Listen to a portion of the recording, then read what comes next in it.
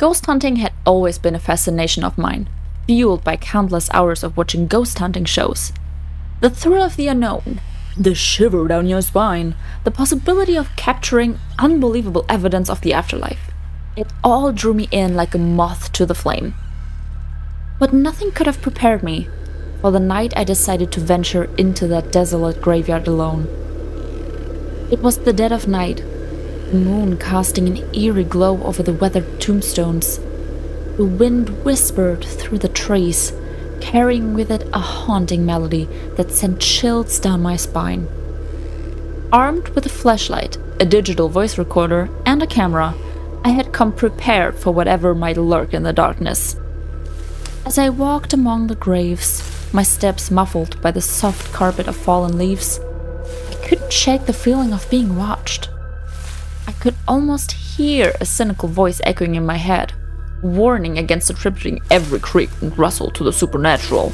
Yet, something in the air felt different that night. I reached an ancient mausoleum, its stone facade worn and crumbling. It exuded an aura of dread that made my heart race. Swallowing hard, I aimed my camera at the entrance and whispered into the darkness, "Is there anyone here with us?" The silence was deafening, broken only by the distant hoot of an owl. But then, as I reviewed my footage, I froze. A faint, ethereal figure had materialized in the frame, wisps of light swirling around it. I couldn't believe my eyes. It was my first real ghost encounter. Encouraged, I continued my exploration, moving deeper into the graveyard. My footsteps seemed to echo louder now. Each crunch of leaves and snap of a twig amplified my unease. Called out to any lingering spirits, my voice trembling. "Hello?" As I entered a section of the graveyard, choked with ivy-covered headstones, a cold breeze washed over me.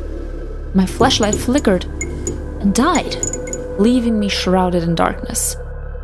Panic clawed at my throat, and I fumbled for my backup light, desperate to dispel the encroaching darkness. When the light finally flared to life, I gasped in terror. Before me stood a shadowy figure, its eyes gleaming with a malevolent intensity.